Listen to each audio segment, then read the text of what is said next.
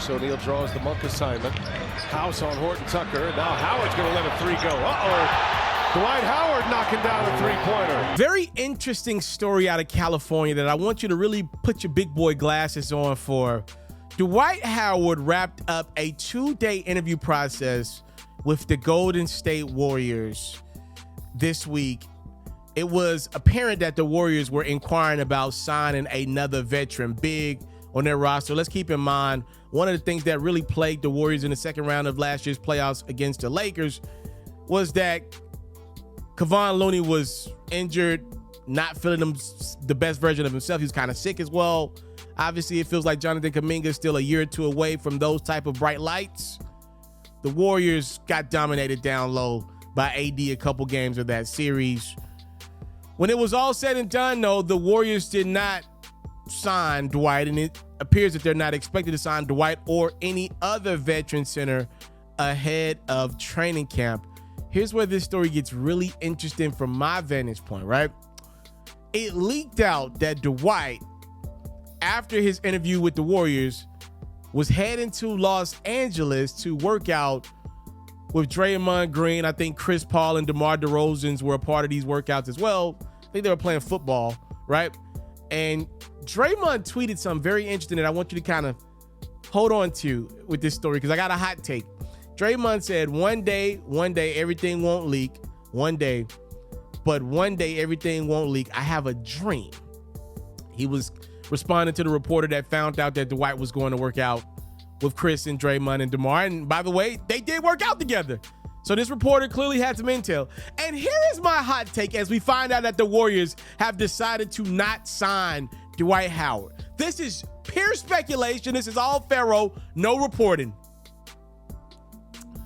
Do y'all believe there's a world that exists where the Golden State Warriors found out that Dwight or somebody in Dwight's camp leaked out that not only did he meet with the Golden State Warriors for a couple days, but also that he was leaving that interview and going to LA to work out with Dre and Chris, and the Warriors just kind of looked around and said, look, we were putting you to a test, Dwight, to make sure that nothing leaked out about your workout and definitely about us meeting with you, potentially bringing you in. Because if you're Dwight's camp, you obviously know why they would want this information to leak out. I'm not saying that they did leak out the information about Dwight potentially having an opportunity with Golden State. Obviously, Dwight's agent and his team's responsibility is to create as many opportunities for him as possible, being a year removed from the league.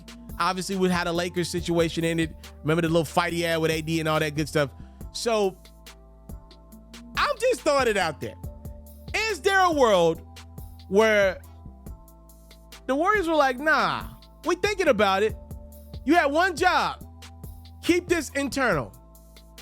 We don't believe you can do that. You ain't gonna do nothing but be leaking stuff out all season about us when things are not going well. Because if I'm still looking at Dwight's frame, let's keep in mind, Dwight Howard, you could argue, was the last guy to really give it to Nikola Jokic. If you remember back in the bubble, 2020, the Lakers took care of the Nuggets easily. That was the last time Denver was at 100%. Obviously, Jamal Murray the following year goes down with the torn ACL. You know, you had injuries to Michael Porter Jr. as well.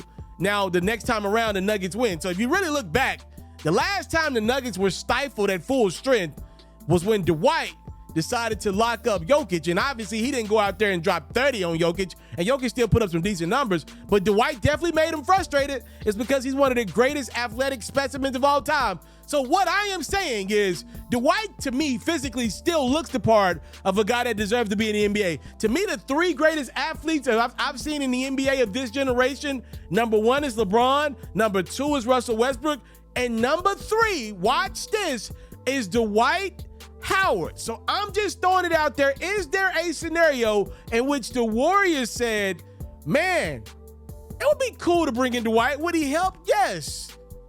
But all this leaking stuff out, nah, that ain't how we do it here in San Francisco. That ain't our style. We're blaming his camp on that, and we're good. I don't know. I don't know what Draymond was alluding to. I'm just putting it out in the atmosphere. I want to salute you, homie, you know, for building your own thing and doing your own thing. Why build theirs when I believe I can build my own? You've already done it, or I wouldn't be here. I'm already the only elite sports and music journalist in the game today. My goal is simple, to be the best there's ever been. So, please don't go. Make sure you subscribe and follow the journey. It truly means everything to me. I tell stories, I talk music, I cover sports, I am culture, I am Ferro.